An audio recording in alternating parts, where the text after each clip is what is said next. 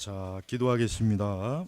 하나님 아버지 감사합니다. 오늘도 화요 또 기독교 강요를 합니다. 이렇게 날이 많이 무더운 이날 저희가 이러한 또 교리 공부하는 일에 또 시간을 갖고 또 주와 함께하는 아주 우리 영혼의 복된 시간이 되게 하옵시고, 오늘도 좋은 은혜의 진리를 저희가 풍성하게 깨닫고 알고 또 그것을 누리게 하여 주옵소서. 감사하며 우리 주 예수님의 이름으로 기도 올렸습니다. 아멘. 자, 오늘 이제 8장 도덕적 율법 신계명 해설, 이제 우리 18번째 항목 둘째 계명에 있는 위협적인 말씀들. 그러니까 우리가 계명은 두 가지 속성이 있어요. 계명은 뭐든지 계명은 두 가지 속성이 있다. 하나는 약속이에요. 소망의 약속의 특성이 있고, 또 하나는 위협이에요. 그러니까 우리가 이 계명을 반드시 두 가지 관점으로 바라봐야 돼요. 안 그러면은 계명이 뭐냐, 그냥 계명, 계명이 계명이지 그러는데 그렇지 않습니다. 계명은 꼭 이 두 가지 양면성이 있는 거예요. 그러니까 하나는 하나님의 그 참 복되신 소망에 대한 거 있고, 하나는 오늘 여기 있지만 위협적. 그래요. 이 계명은 불순종했을 때 그 불순종에 대한 하나님의 그 뭐라 그럴까, 이제 하나님의 강하신 하나님의 그 두려우심을 반드시 보여주는 그런 속성이 있단 말이에요. 예. 자, 덧붙여진 경고는 우리의 게으름을 일깨우는데 적지 않은 도움이 된다. 그는 이렇게 위협하신다. 나 여호와 너희 하나님은 질투하는 하나님. 예. 혹은 권능에, 왜냐하면 하나님의 이 이름은 권능에서 비롯되었기 때문이다. 여기서 말하는 이 질투라고 하는 게 우리는 조심해서 이걸 이해해야 되겠죠. 마치 그러니까 어떤 사람들은 이 질투를 그냥 인간이 충동적으로 하는 그 질투인 양 생각해요. 그러니까 하나님이 어떻게 사람처럼 질투를 하느냐, 그렇게 생각하는데, 이 히브리어의 이 질투라고 하는 의미는 그냥 우리 사람들이 하는 그 육적인 질투가 아니지, 지금 그것이 아니라 하나님의 그 거룩함이 불타는 거예요. 예, 그렇게 이해해야지. 그러면은 이 말씀이 이해가 한단 말이에요. 예. 그러니까 나를 미워하는 자의 죄를 갚되 아비로부터 아들에게로 3, 4대까지 이르게 하거니와 나를 사랑하고 내 계명을 지키는 자에게는 1000대까지 은혜를 베푸느니라. 그러니까 아까 얘기했지만 소망의 약속이 있고, 하나는 위협. 하나님께서 그 죄를 갚겠다. 그런 그 하나의 위협적인 요소가 있죠. 이것은 마치 우리가 굳게 붙잡아야 할 분은 오직 하나님뿐이라고 말씀하신 것 같다. 우리를 그 지점까지 이끄시기 위하여 그는 그의 권능을 알게 하시는데, 그 권능은 멸시되거나 회방되는 것이 허용되지 않는다.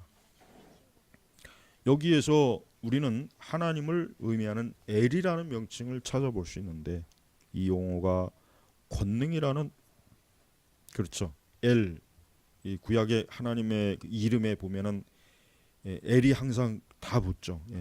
이 권능이라는 단어에서 비롯되기 때문에 내가 말하는 의미를 더욱 잘 표현하기 위하여 나는 주저함없이 그렇게 번역하여 본문에 소개했다.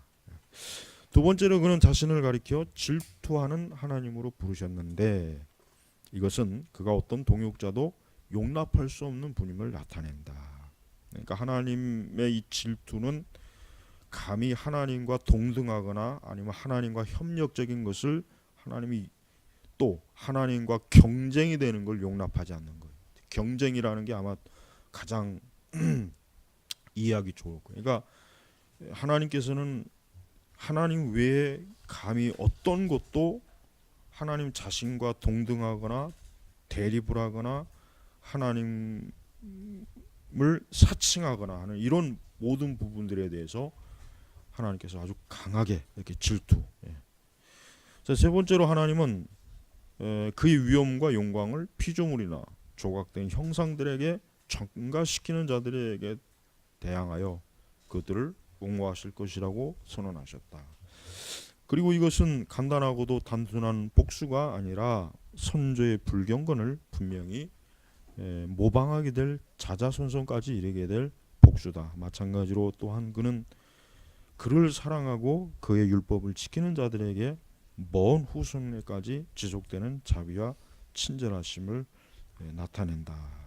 그러니까 이 질투는 우리가 이 질투라고 하는 이 개념을 한편 역으로 생각하면은 그만큼 하나님을 온전하게 믿고 따르고 신뢰하는 자에게는 하나님의 그 사랑하심과 그를 향한 하나님의 그 참 축복이나 은혜가 굉장히 크다는 거예요. 폭발적이라는 거예요. 그러니까 우리가 하나님께서 이렇게 어떤 질투할 만큼, 즉 하나님의 그 거룩이 폭발할 만큼 이렇게 어떤 부분에 대해서 하나님이 반응하셨다면, 악인에 대해서는 하나님의 이 무서움, 두려움, 그 다음에 의로운 자에게는 하나님의 엄청난 그 사랑, 은혜가 보여지는 거예요. 이게 우리 질투라는 자녀를 요걸 잘 이해하면은 이 말씀이 오히려 우리에게는 굉장히 은혜가 되지. 이 말씀이 좀 무섭다. 이 말씀이 좀 괜히 좀 꺼려진다. 이렇게 하지는 않을 거예요. 하나님께서는 매우 통상적으로 우리에게 남편과 같은 특성을 취하실 때가 있으시다. 그렇죠. 우리가 구약 성경에 보면은 하나님의 이미지가 이렇게 남편, 그다음에 특히 이제 남편의 그 개념이 제일 많죠. 그다음에 아버지의 개념도 있어요. 구약에도 아버지의 개념이 진짜 있습니다. 특히 이제 남편의 이런 특성을 취할 때는 특히 우상 숭배에 대한 죄를 책망할 때 이 개념이 많이 나옵니다. 그래서 선지서에 보면은 하나님께서 이스라엘 백성들에 대한 그 관계가 마치 정말 남편과 같은 그런 개념들이 많이 나오잖아요. 사실상 그가 우리를 교회 가슴으로 받아들이실 때 우리를 자신과 연결시키시는 연합은 서로 간의 신실성 위에 기초되어야만 하는 신성한 혼인과 같다. 그렇죠? 신성한 혼인이다. 즉 예수 그리스도를 통해서 우리가 하나님과 이 신성한 혼인, 연합, 이러한 관계는 절대 깨트리면 안 된다. 이런 관계가 깨진다면 그것은 음행이다. 그것은 영적으로 큰 음행의 죄를 저지른 것이다 라는 그러한 선지자들의 그 메시지가 금방 연상이 됩니다. 그는 진실하고 신실한 남편의 모든 의무를 다하시기 때문에 그 대신에 우리에게 사랑과 혼인의 순교를 요구하신다. 즉 우리는 우리의 영혼을 사단과 정욕, 더러운 욕망에 내맡김으로써 더럽혀서는 안 된다. 우리가 구약에서 보면 하나님께서는 단 한 번도 자기의 백성을 어때요? 배신을 하거나 배반을 하거나 언약을 지키지 않은 그런 불신실함이 한 번도 없습니다. 하나님께서 오직 그 이스라엘만 아주 수도 없이 그런 일들이 많았죠. 그러니까 하나님은 항상 이렇게 신실하게 자기 백성, 자기 자녀들을 이렇게 좀 보여주시는데, 항상 하나님의 교회나 하나님의 자녀, 하나님의 백성들은 이 거룩, 순결, 특히 신실함을 깨뜨려요. 신실함, 이 신실함을 깨뜨린 건 굉장히 큰 죄입니다. 그래서 우리가 성도는 항상 신실해야지. 그러니까 믿을만해야 된다. 믿을만해야 된다. 신실하지 못하다는 것은 믿을만하지 못하다. 그러니까 이스라엘 백성이 특징이 신실하지 못하잖아요. 틈만 나면 그냥 하나님을 떠나서 우상에 가고 어리석은 죄의 길로 가고 늘 그 아주 불신실을 굉장히 많이 드러냈어요. 이스라엘 백성들이. 그래서 참 선지자들의 탄식이 구약 선지서에는 얼마나 많이 나옵니까? 그리하여 하나님께서는 유대인들의 배교에 대해 책망하실 때 그는 그들이 수치심을 버리고 간음으로 더러워졌다고 탄식하셨다. 그러니까 예레미야 3장, 특히 호세아는 전체가 다 그 내용이죠. 호세아는 전체가 다. 남편이 거룩하고 정결할수록 그의 아내가 다른 남자에게 마음을 기울이게 되는 것을 알게 되면 더욱 더 화를 내게 될 것이다. 마찬가지로 우리와 신실함으로 결혼하신 주께서는 우리가 그의 거룩한 결혼의 순수성을 무시하고 사악한 정욕으로 더러워질 때마다 최고도로 불타는 질투심을 나타내신다. 그러나 그가 특별히 이러한 질투심을 느끼는 것은 우리가 온전히 순결하게 드려야 하는 그의 신적인 위험에 대한 예배를 다른 대상에게 돌리거나 미신으로 오염시킬 때다. 이런 식으로 우리는 혼인시에 서약한 것을 어길 뿐만 아니라 가늠자들을 끌어들임으로써 혼인 침상을 더럽히고 만다. 네. 그러니까 구약에서 특히 하나님의 백성들이 신실하지 못하게 이렇게 우상과 또 참 하는 배교와 배도 이런 길로 가는 거에 대해서 하나님께서는 정말 그 하나님의 그 거룩한 순결함을 이렇게 깨트리는 그 이스라엘 백성들의 그 참 처참한 상황을 잘 지금 나타냈어요. 예.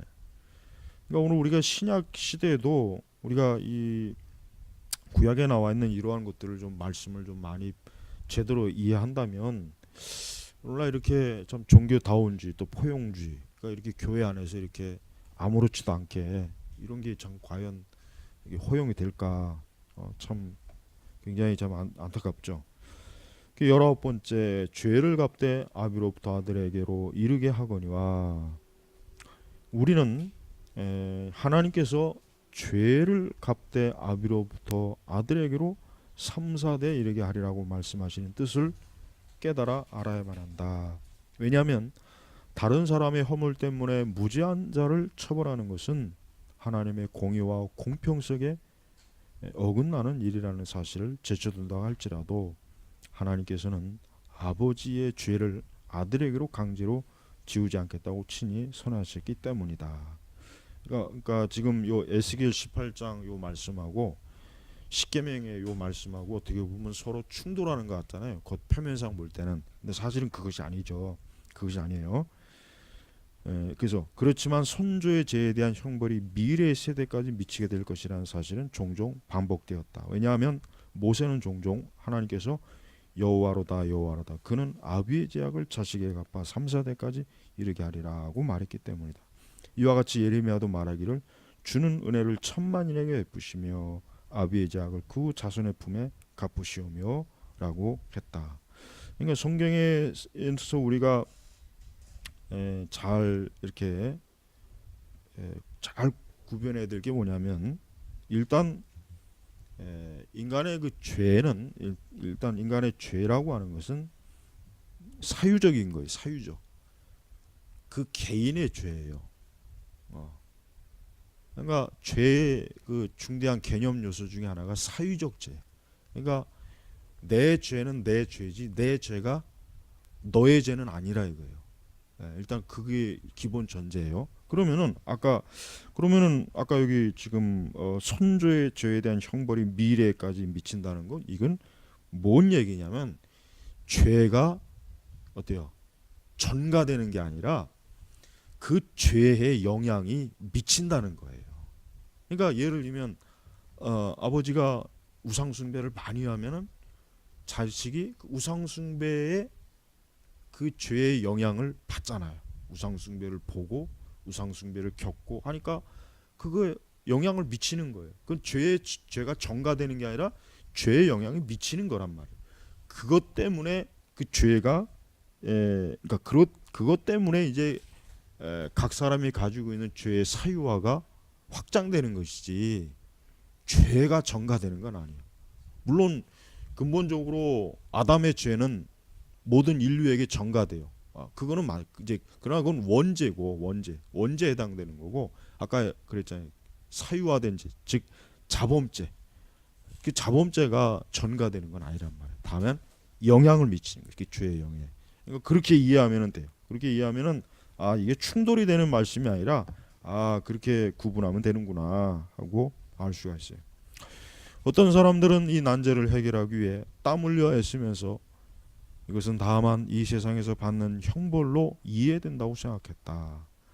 그들이 주장하는 바에 의하면 자녀가 부모의 죄에 대해 이러한 형벌을 받는 것은 불합리하지 않다고 한다. 왜냐하면 그러한 형벌은 그들의 구원을 위해 종종 가해지기 때문이라고 한 것이다.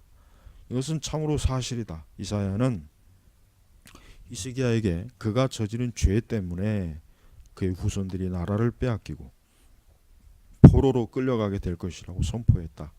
바로와 아비멜렉의 집은 아브라함에게 입힌 손상 때문에 고통을 받았다. 그러나 우리의 문제를 해결하기 위해 이러한 요점들을 들고 나온다면 그것은 참된 해석을 제시하는 것이 아니라 오히려 회피하는 것이 될 것이다.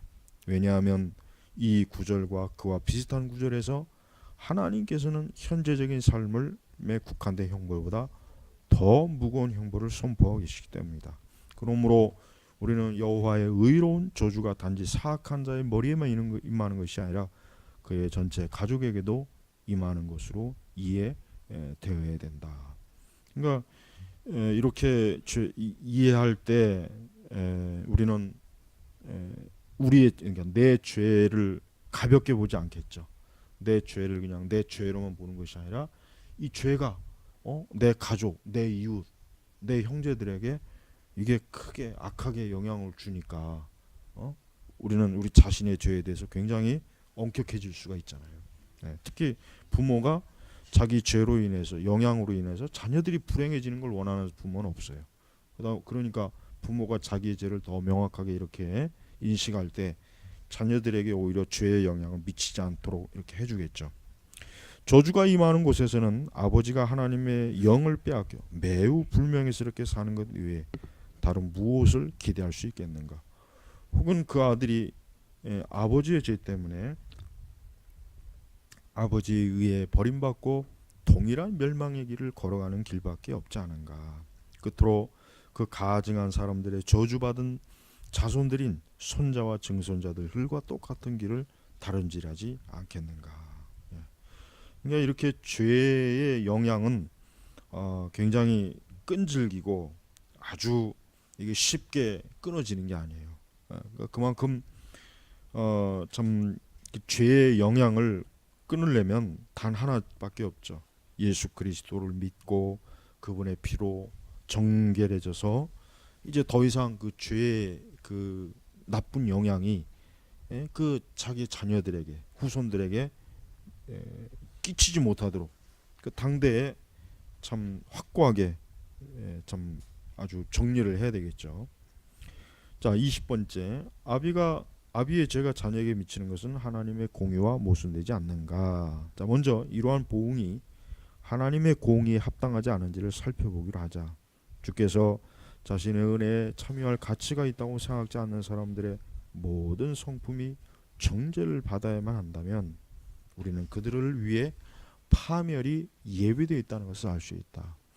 그럼에도 불구하고 그들은 그들 자신의 불의에 의해 멸망하는 것이며 하나님 편에서 어떤 불공정한 믿음 때문에 멸망하는 것이 아니다.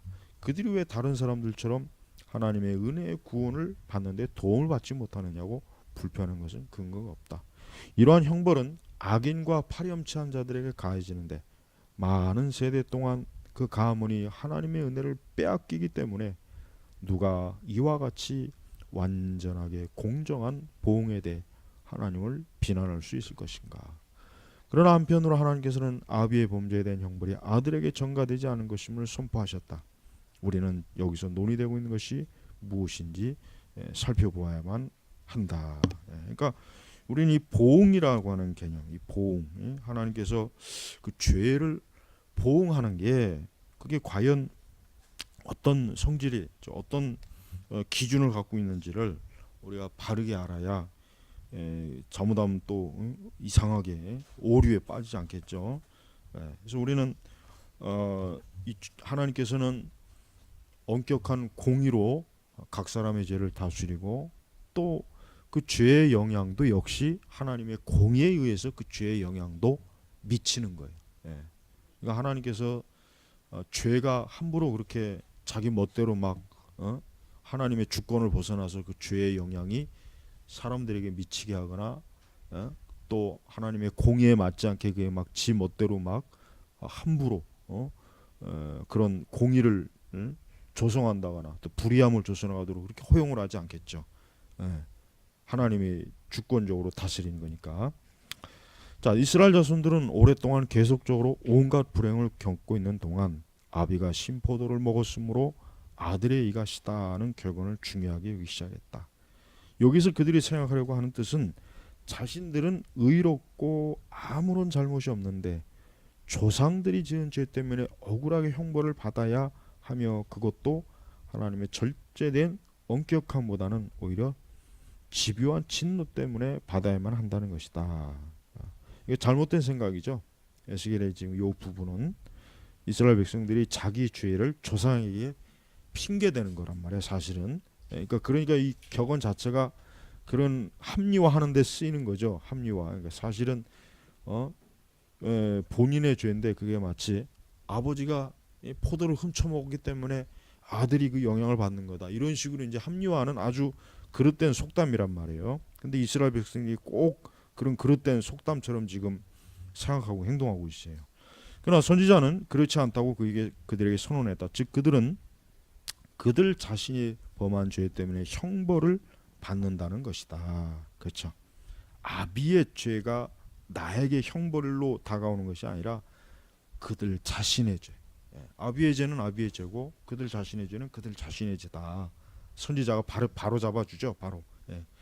의로운 아들이 사악한 아비 때문에 형벌을 받는 것은 하나님의 공의에 부합되지 않는다. 그리고 여기에 있는 계명의 위협도 그것을 암시하지 않는다. 만일 여기에서 논의하고 있는 형벌이 주께서 그의 은혜와 진리의 광명과 그 밖에 구원에 이르게 하는 도움을 악한 자들의 가문에서 제거하실 때 이루어지는 것이라면 하나님께 버림받고 눈이 멀게 된 자손이 그들 조상들의 발자취를 따라간다면 그들은 그들 조상들의 악한 행위에 대해 하나님의 저주를 받게 될 것이다. 그러나 그들도 역시 세상적인 비참을 겪게 되는데 그 원인은 다른 사람의 죄에 있는 것이 아니라 그들 자신의 사악한 본성 때문이다.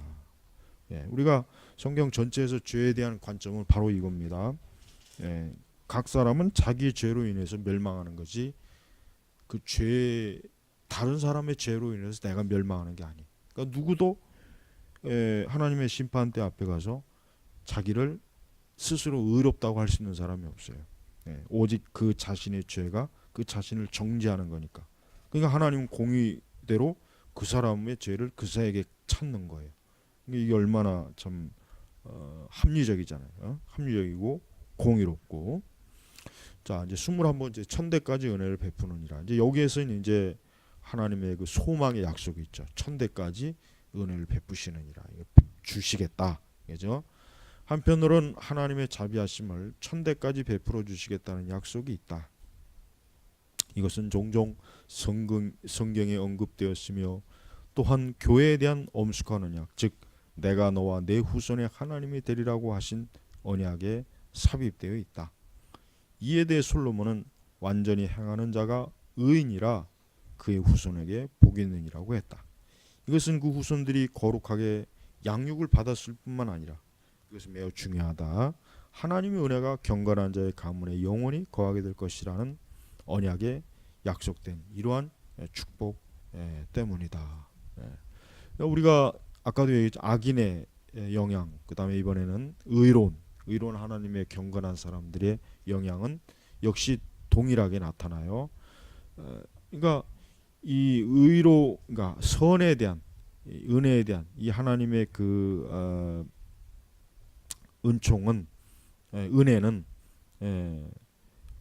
보응하는 것보다 훨씬 더 비교할 수 없을 만큼 엄청나게 큽니다. 그러니까 우리는 여기에서 하나님께서 사람들이 하나님의 계명을 순종하고 따르는 데 대한 하나님의 참 그 은혜가 얼마나 큰지를 그 약속이 얼마나 큰지를 보여주는 거예요.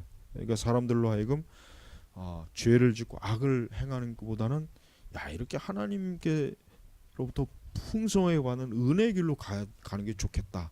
이런 생각이 들 만큼 하나님이 이렇게 천대까지 은혜를 베풀어 주시겠다 하고 굉장히 그 많은 것을 큰 것을 약속했죠. 바로 여기에 믿는 자들에 대한 특별한 위로가 있지만 악인들에 대해서는 큰 두려움이 있다.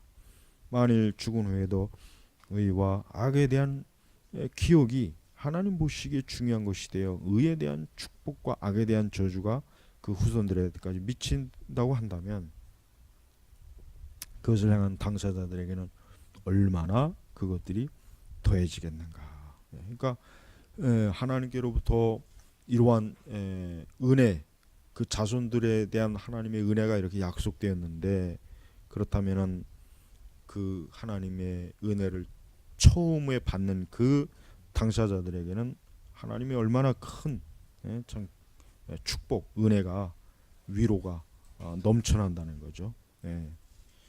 그러나 이것은 악인의 후손이 종종 돌이키고 신자의 후손이 타락하는 경우가 있다는 사실과 모순되지 않는다.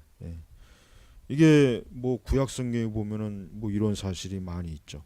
악인의 자손이 의로 자녀가 있고 의로운 자녀가 악인의 자녀를 뭐 다윗은 참 의로운 하나님의 사람이지만 그 자식들은 전부 다 그냥 참 우상숭배 악으로 막 돌이켰잖아요.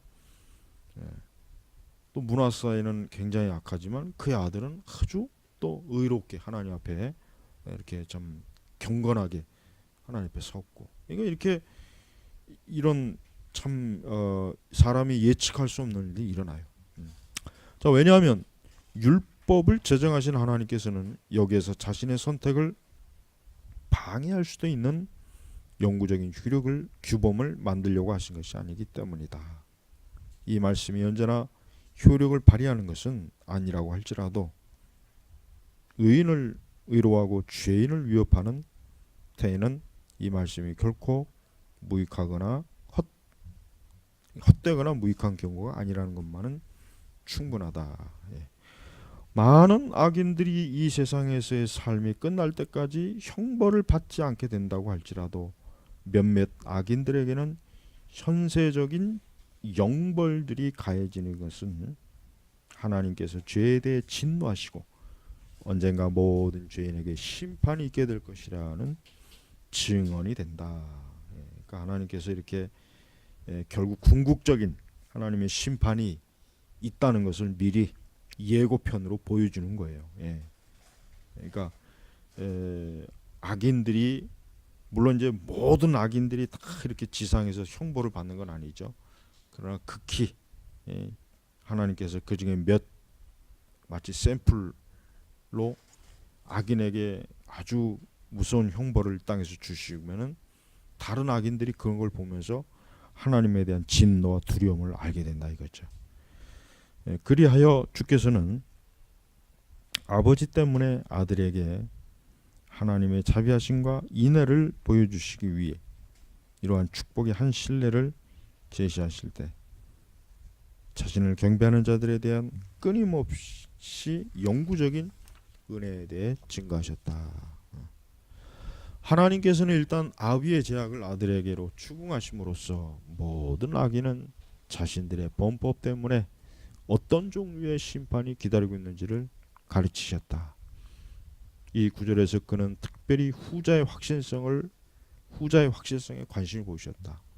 또한 그는 자비하심이 크다는 것을 우리에게 알려주시고 범죄에 대한 보응은 4대에 이르고 그의 이 자비하심은 1000대에 이른다고 할 것이다. 그러니까 하나님의 그 죄인들에게 주신 형벌보다는 하나님께서 의로운 자들에게 주신 하나님의 그 은총, 자비가 비교할 수 없을 만큼 더 크죠. 굉장히 크죠. 그러니까 사람들로 하여금 하나님의 자비하심을 더 크게 바라보라고 요청하는 거예요. 자, 22편 이 계명에 대한 해석.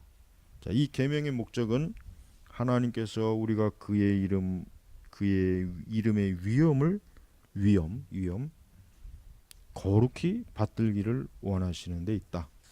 그러므로 이 계명이 뜻하는 바를 간단히 말한다면 우리는 하나님의 이름을 멸시하거나 불경건한 태도로 취함으로써 모독해서는 안 된다는 것이다.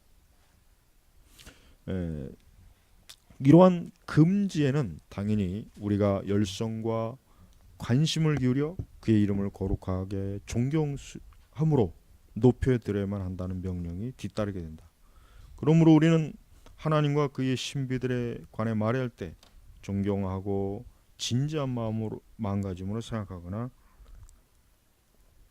말하기 위해 언제나 마음과 행동을 기꺼이 잘 준비해야만 한다. 또한 그의 역사하심에 대해 논평할 때는 그에게 종기를 돌리는 일 외에 아무것도 하지 말아야 한다. 그러니까 하나님에 대한 이런 그 영광스러운 그 하나님의 그분의 그 거룩한 속성과 성품과 영광에 대한 또 그분이 우리가 알 수 못하는 하나님의 신적인 권능 이 모든 것들에 대해서 우리가 우리 마음 중심을 다해서 우리가 잘 준비해야 된다. 기꺼이 또 준비해야 된다. 모든 정성을 다해서 하나님 앞에 합당해야 된다 하는 것을 얘기하는 것입니다. 자, 내 의견으로는 우리는 다음에 세 가지 요점을 부지런히 지켜야만 된다고 생각한다. 첫째로 하나님에 대한 우리의 마음으로 하나님에 대해 우리의 마음으로 생각하고 우리의 입으로 말하는 것이 무엇이든지 그의 탁월성을 나타내야 하며 그의 거룩하신 이름의 고상함에 부합해야 하고 그의 위대성을 영어롭게 해야 된다. 그러니까 여기서 이제 하나님의 원래 고유한 속성, 탁월성, 고상함, 그의 위대성 이게 이제 하나님께서 영광스럽게 우리 사람들에게 나타내시는 하나님의 임재 방식이란 말이에요. 그러니까 우리는 이러한 하나님의 임재, 하나님의 함께하심, 하나님의 선하심 이런 모든 것들을 우리 자신들이 항상 소망하고 주님 앞에 그걸 통해서 하나님을 영화롭게 하는 그런 마음이 들어야 되겠습니다. 둘째로 우리는 우리 자신의 야심이나 탐욕, 오락을 위해 하나님의 거룩하신 이름과 존귀하신 신비들을 경솔하게 혹은 악의적으로 남용해서는 안 된다. 그 말씀과 그 신비들에는 그의 이름의 위엄성이 새겨져 있으므로 그것들을 존귀하게 높이고 잘 기려야 한다. 그러니까 하나님의 그분의 그 이름, 존귀한 거룩하고 존귀한 이름, 그분이 우리를 통치하시는 또 그분이 또 하나님의 그 영광스러움을 드러내는 그 모든 일에 우리는 그것을 우리 자신도 풍성하게 드러내고 또 그러한 것들이 그런 신성한 것들이 그런 거룩한 것들이 더럽혀지지 않도록 우리 자신이 항상 조심성을 가지고 우리가 그런 것을 잘 이해하고 있어야 된다.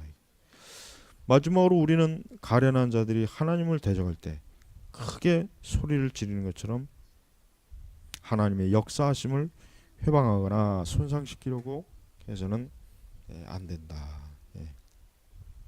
하나님의 역사심이라는 건 하나님의 활동, 하나님의 활동을 사람이 회방하거나 손상시켜서 안 된다. 그만큼 우리가 하나님을 어떻게 우러러보고 있느냐 거기에 지금 이런 게 달려 있는 거예요. 그의 지혜와 의 그리고 선하심을 찬양해야만 한다. 그것이 하나님의 이름을 거룩히 여긴다는 뜻이다. 하나님의 이름을 거룩히 여긴다라고 하는 게 추상적이에요. 그러나 이제 이것을 좀 더 쉽게 이해한다면 하나님의 지혜, 의, 선하심 이거를 인정하라 이제 그런 얘기겠죠. 자, 이것과 다르게 행하게 되면 하나님의 이름이 헛되고 사악하게 남용되어 더럽혀지게 된다.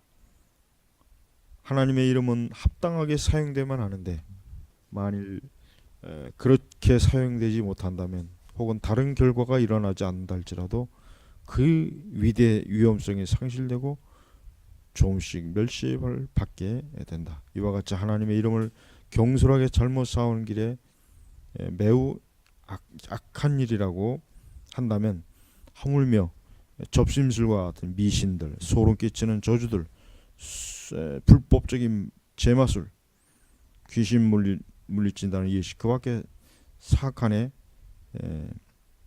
그러니까 그런 사악한 주문들의 하나님의 이름을 사용하는 것이 얼마나 큰 죄가 되겠는가. 그러니까 이 고대에는 하여튼 이 신의 이름이라고 하는 것은 우리가 알아야 되는데, 신의 이름은 단순한 이름이 아니에요. 이 고대에는 그게 뭐 하여튼 어떤 신이든 간에 신의 이름은 거기에 특별한 능력과 권위가 있어요. 그래서 그 신의 이름으로 저주도 하고 축복도 한단 말이에요, 고대에는. 예. 근데 우리가 그런 것들은 다 우상이잖아요. 근데 사실은. 그런데 우리가 살아계신 하나님의 이름을 가지고 축복을 하거나 저주를 하거나 어떤 그런 하나님의 이름을 좀 아주 아주 잘못되게 사용한다는 것은 그건 하나님을 크게 멸시하는 거라는 거죠. 그러니까 우리가 저 이방 신들의 이름을 사용하듯 하나님의 이름을 함부로 이렇게 놀리거나 입에 담거나 그래서는 안 되겠죠. 유대인들은 하나님의 이름 부르는 것 자체를 아주 꺼려했죠.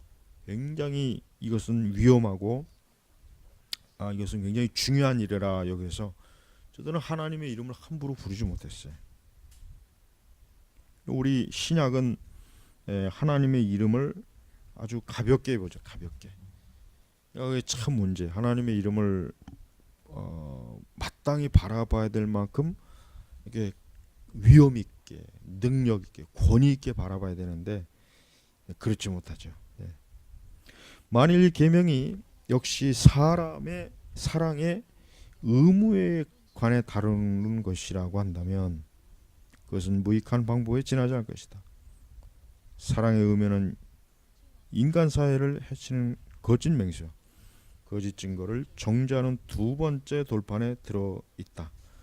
율법도 이것을 요구하고 있는데 그 이유는 이 말의 뜻이 하나님께서 율법을 두 판에 나누어 배열하신 것은 아무런 이유 없이 그렇게 하신 것이 아니기 때문이다. 여기서 우리가 결론적으로 단정할 수 있는 것은 이 계명에서 하나님께서는 그 자신의 권리를 옹호하시고 그의 이름의 거룩성을 보호하시지만 사람들이 하나님에게 해야 할 바에 대해서는 가르치지 않는다. 그러니까 우리가 중요한 것은 하나님의 이름을 어떻게 영광스럽게 영화롭게 하는가에 대한 것도 우리가 잘 가르쳐야 된다는 거예요. 그냥 단순히 이 계명을 지키는 것만 중요하다 여기지 말고 좀 더 구체적으로 어떻게 해야 내가 하나님의 이름을 영화롭게 할까? 그 구체적으로 어떻게 하는 게 좋을까? 그것도 참 아주 중요한 것이겠죠. 자, 23번째, 맹세는 하나님에 대한 고백임. 먼저 맹세가 무엇인지를 언급해야만 한다. 맹세란 우리말이 신실하다는 것을 확증하기 위해 하나님을 증인으로 부르는 것이다. 그러니까 맹세를 함부로 하지 말아야 될 이유가 있죠. 하나님이 증인으로 오시는 거니까 우리는 함부로 맹세하는 것이 얼마나 잘못됐는지를 알아야 돼요. 자, 하나님을 모독하는 것이 분명히 담겨 있는 저주들은 맹세라고 부르기에는 적절치 못하다. 성경에 있는 많은 구절들은 그러한 확증을 합당하게 사용할 경우에는 그것이 일종의 예배가 된다는 사실을 보여주고 있다. 예를 들면 아수르와 애굽인을 불러 이스라엘과 더불어 언약 관계를 맺는 일에 대해 예언하기를, 그날에 애굽 땅에서 가나안을 말하며 만군의 여호와를 가리켜 맹세하는 5 성읍이 있을 것이며라고 했다. 즉 여호와 이름으로 맹세하는 그들은 자신의 경전을 따로 낼 것이다. 이와 마찬가지로 그는 그의 나라의 확장에 대해 이렇게 말했다. 땅에서 자기를 위하여 복을 구하는 자는 진리를 하나님을 향하여 복을 구하는 것이요, 땅에서 맹세하는 자는 진리의 하나님으로 맹세하리니 그는 또한 예레미야는 말하기를 그들이 내 백성의 도를 부지런히 배우며 여호와 내 이름으로 맹세하기를 같이 하면 그들이 내 백성 중에 세움을 입으려니와 라고 했다. 예. 그러니까 하나님의 이름은 단순히 이름이 아니리요. 그 이름은 하나님이 창조한 모든 피조 세계에 어때요? 확장이 되는 거예요. 확장이 되는 거예요.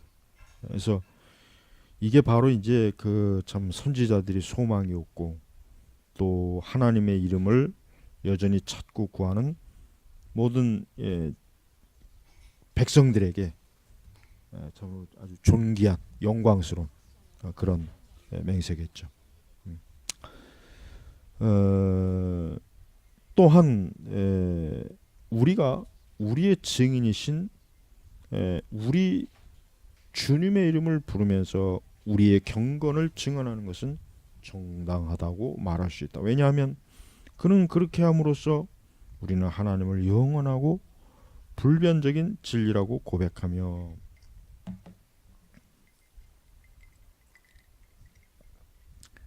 그를 다른 것들보다 더 적합한 진리의 증인일 뿐만 아니라 숨겨진 일들을 밝혀내어 진실을 확증하시는 분이며 마음의 생각을 아시는 분으로 인정하기 때문이다. 사람들이 증언하는 것들이 무기력하게 될 때 우리는 하나님께 달려가서 우리의 증인이 되어 주시기를 간구한다. 특별히 양심에 감춰진 일을 선해내야 할 때는 그렇게 한다. 그러니까 이제 우리가 맹세가 여기서 굉장히 유용하게 한 가지 쓰임이 있죠. 우리가 이제 하나님께로부터 우리의 정당함을 하나님이 증거해 주십시오. 증인을 그러니까 나의 증인이 되어 주십시오 하는 게 이게 하나의 또 맹세의 하나의 중요한 효력이에요. 효력. 그러니까 성도가 억울한 일을 당했거나 애매하게 만약에 어떤 일을 당했을 때 우리가 하나님 앞에 기도해죠. 하나님께서 나의 증인이 되어 주셔서 나의 정당함을 드러내 주세요. 이거 우리가 살아가면서 이런 기도를 해야 될 때가 있어요. 이런 기도를 진짜 해야만 할 때가 있단 말이에요. 그러니까 우리는 하나님께서 우리의 증인이 되어 주신다는 게 얼마나 이게 든든해요. 예. 우리는 이것도 우리의 믿음, 우리의 신앙에 아주 중요한 것입니다. 예. 그래서 우리가 이렇게 하나님께서 우리의 증인이 되고 우리를 정당하게 또 우리를 온당하게 우리에게 참 증언해 주실 때 얼마나 참 귀하고 또 영광스러움입니까? 이러한 이유로 여호와께서는 다른 신들로 맹세하는 자들에 대해 크게 진노하시며 그런 종류의 맹세를 노골적인 반역의 증거로 해석하신 것이다. 내 자녀가 나를 버리고 신이 아닌 것들로 맹세하였으며 또한 다음과 같이 형벌로 위협함으로써 그 범죄가 얼마나 중대한 것임을 선포하셨다. 내가 유다와 예루살렘의 모든 거민위에 손을 펴서 여호와께서 맹세하면서 말감을 가리켜 맹세하는 자와 구하지도 않은 자를 멸절하리라. 그러니까 하나님 아닌 다른 신에게 맹세와 또 다른 신에게 어떤 증언을 구하거나 하여튼 이렇게 하나님 외에 다른 신들에게 하여튼 이런 식으로 나오는 자기의 백성에 대한 하나님의 하여튼 이 진노가 아까 여기 예레미야나 스바냐도 나오고 그 외에 이제 여러 선지서에서도 많이 이제 나오는 거예요. 그래서 우리가 맹세를 사실 오늘날에는 뭐 맹세를 하는 성도가 거의 없죠. 맹세를 하는 성도가 있습니까? 맹세를 그냥 무조건 나쁘다고만 여기지 맹세가 실제로 우리의 쉽게 얘기하면 우리의 실천 신앙의 맹세도 굉장히 때때로 중요하다는 것을 지금은 거의 잊어버렸잖아요. 거의 모르죠. 그러니까 참된 성도는 하나님 앞에 이렇게 때때로 맹세와 또 하나님께서 하나님을 증인으로 하나님에게 구할 때가 있다는 거. 이게 지금 우리 시대 교회가 잊어버린 아주 중요한 그 은혜 수단이 은혜 수단.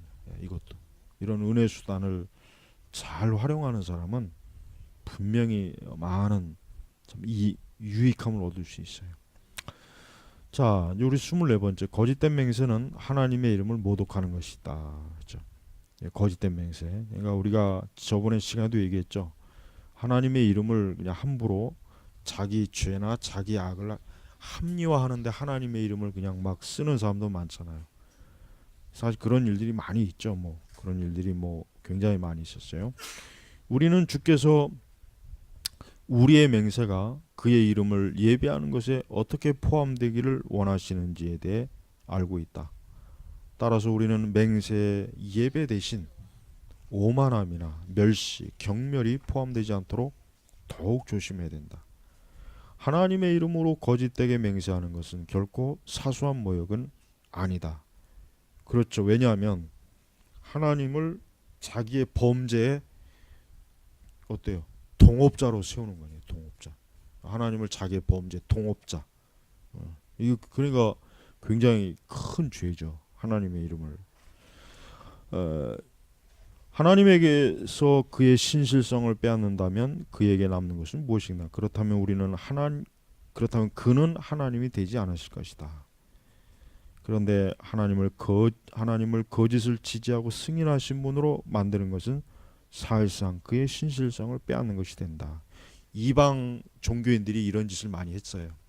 그 당시 그 이방 종교인들이 자기가 믿는 신을 어때요? 자기 그 어떤 죄에 이렇게 거짓 맹세를 아주 그냥 밥 먹듯이 그냥 많이 했단 말이에요. 근데 그런 것을 이스라엘 백성들이 어때요? 그런 거를 흉내내는 거예요. 그런 걸 또 좋은 걸 배울 생각 안 하고 꼭 나쁜 걸 배우죠. 그러니까 저들도 자기 신의 이름을 가지고 막 맹세하니까 우리도 하나님의 이름 가지고 막 맹세 한번 해볼까? 그냥 마구제비로 하는 거야. 자기 잘못된 죄, 어리석은 것들까지도 막 하나님의 이름으로 맹세하는 짓을 그 고대 세계에 많이 했단 말이에요. 그러니까 하나님께서 그 성경에서도 그런 것들을 너희들가 그런 이방 그 종교인들이 하는 그런 악한 짓을 본받지 말아라. 그런 의미가 사실 여기에도 많이 있습니다. 그러므로 여호수아는 아간에게 진실을 고백하라고 말하면서 내 아들아 청하노라 이스라엘 하나님 여호와께 영광을 돌려 그 앞에 자복하라고 했는데 이렇듯 하나님의 이름을 빌려 거짓된 맹세를 하게 되면 그가 몹시 큰 불명예를 당하게 된다. 이것은 결코 이상한 일이 아니다. 하나님의 거룩한 이름이 그 어떤 것이 거짓된 것으로 낙인이 찍혀서는 안 된다는 것은 우리 때문이 아니다. 그러니까 우리가 항상 하나님의 이름을 우리의 죄와 어리석음에다가 보증을 시키는 도장으로 찍지 말아라 이거죠. 그거는 하나님을 굉장히 욕되게 하는 것이다. 이제 그런 것입니다. 자, 요한복음에서 바리새인들이 동일한 방식으로 하나님을 증인으로 부른 것. 특히 이제 이 바리새인들이 이런 짓을 많이 했죠. 예수님 시대 바리새인들이 하나님의 이름으로 맹세를 굉장히 많이 했습니다. 굉장히 많이 했어요. 예수님께서 그런 그 바리새인들의 죄에 대해서 하나님 많이 책망했죠. 유대인들이 맹세할 때는 언제든지 통상적으로 사용했으니 분명하다. 성경에 사용된 다음과 같은 표현 방식들은 조심해서 사용해야 할 것을 우리에게 가르치고 있다. 여호와의 사심으로 맹세하노니 그렇지 않으면 하나님이 내게 벌을 내리시고 또 내리시길 원하노라. 또 내 영혼을 두고 하나님 불러 증거하시게 하노니. 이러한 말들은 우리가 하는 말에 대해 하나님을 증인으로 부를 때 만일 우리가 거짓으로 속일 경우에는 그것에 대해 마땅한 형벌을 내리게 해달라고 구한다는 뜻이 포함되어 있다. 그러니까 굉장히 무서운 맹세예요. 만약에 자기가 맹세한 게 틀리면은 자기가 그 죄값을 받겠다는 거예요. 그러니까 아주 무서운 거. 근데도 이러한 것들을 이렇게 막 한 거 보면은, 그러니까 물론 이제 지금 이런 경우는 이제 선한 의로운 사람들이 하는 경우를 지금 여기 나와 있지만 성경에 우리가 이 바리새인들 같은 경우는 그 당시에 보면은 자기들의 그 어리석은 죄에 대해서 이딴 식으로 맹세도 많이 했단 말이에요. 그래서 아주 위험한 짓을 많이 한 거죠. 바리새인들이 참 어리석게. 자, 25번 쓸데없는 맹세. 하나님의 이름이 진실하지만 쓸데없는 맹세에 사용된다면 그것은 하나님의 이름을 값싸고 흔한 것으로 만드는 것이 된다. 왜냐하면 그때에 하나님의 이름은 헛되이 부르는 것이 될 것이기 때문이다. 그러므로 맹세하는 것이 정욕이나 욕망 때문이 아니라 필요성 때문에 허용되고 제정되었다는 사실을 기억하지 않는 한 거짓 맹세를 그만두는 것으로는 충분하지 못하다. 예. 따라서 불필요한 일에 맹세하는 것은 정당한 행위가 아니다. 경건한 일이나 사랑을 위하여 사용하는 경우 이외에는 그 어떤 경우도 필요해서 그렇게 했다는 구실을 붙일 수가 없다. 그렇죠? 맹세를 남발하지 말아야 된다는 거죠. 쉽게 얘기하면. 그 맹세에 바른 목적이 있는데 그거 외에는 일치하지 말아라. 이 문제에 있어서 사람들은 오늘날 제멋대로 죄를 짓고 있으며 더욱이 습관이 되어 그것을 범죄라고 생각하기 때문에 그대로 참고 지나갈 수가 없다. 중세시대 때도 이런 맹세가 유행했어요. 중세시대 때도 특히 로마 천주교도들이 맹세를 많이 했어요. 성인의 이름도 맹세 많이 하고 분명히 이것은 하나님의 심판대 앞에서 가벼운 범죄로 간주되지 않는다. 하나님의 이름을 쓸데없이 이야기하는데 흔히 닥치는 대로 아무렇게나 모독을 당하게 된다. 이것은 악할 일로 여겨지지 않는데 그 이유는 사람들이 오랫동안 처벌을 받지 않고 대담하게 이와 같이 엄청난 죄를 범해 왔기 때문이다. 그렇지만 주의 계명은 변할 수 없고 그 경고는 확고하며 언젠가는 효력을 나타내게 될 것이다. 그렇죠? 맹세는 효력이 반드시 생긴다 이거죠. 이 계명에 의해 하나님의 이름을 헛되이 사용하는 자들에게는 특별한 보응이 선포되어 있다. 이 계명은 다른 점에 있어서도 어겨지고 있다. 즉 하나님 대신에 그의 거룩한 종들을 인용하여 맹세하는 것은 그의 신성의 영광을 그들에게 넘기는 것이며, 그러니까 사람의 이름으로 분명한 사악한 일이 아닐 수 없다. 뭐 예를 들면 뭐 모세 이름으로 맹세하거나 다윗의 이름으로 맹세하거나 아브라함의 이름으로 맹세하는 이제 그런 것들이죠. 그러므로 주께서 자신의 이름으로 맹세하라고 특별한 계명을 주셨고 다른 신들의 이름으로 맹세하지 말라고 특별히 금지하신 데는 그 나름대로의 충분한 이유가 있다. 이와 비슷하게 사도도 이 일에 대해 증거하기를 사람들은 자기보다 더 큰 자를 가리켜 맹세하나니라고 썼다. 하나님은 자신의 영광보다 더 큰 것이 없으므로 자신을 가리켜 맹세하셨다. 그러니까 하나님 자신도 맹세했죠. 그러니까 이런 하나님 자신도 정당한 맹세를 자신의 이름으로 했다 이거예요. 그러니까 우리가 이런 맹세 이런 부분은 아까 얘기했지만 오늘날에는 뭐 맹세는 거의 없어요. 그러나 이제 중세 시대 때는 이런 맹세가 또 미신적으로 굉장히 많이 남발이 되었어요. 그러니까 이제 십계명을 해설할 때 이 부분을 좀 충분히 설명하는 거예요. 그러니까 우리가 이런 부분도 잘 알고 있어야 됩니다. 그러니까 맹세 자체가 나쁜 건 아닌데 그 맹세를 잘못 오용하는 것은 굉장히 두려운 일이라는 것을 이 칼빈이 지금 여기서 강조하는 거예요. 자, 오늘은 여기서 마치겠습니다. 하나님 아버지 감사합니다. 오늘도 우리와 함께 하시는 주여 주님의 거룩하신 은혜로 오늘도 화요 기독교 강요 강독회를 마무리합니다. 오늘도 주님의 모든 그 영광스러운 이 성경의 진리와 교리가 우리의 심령 속에 깊이 새겨지게 하옵소서. 예수님의 이름으로 기도 올렸습니다. 아멘.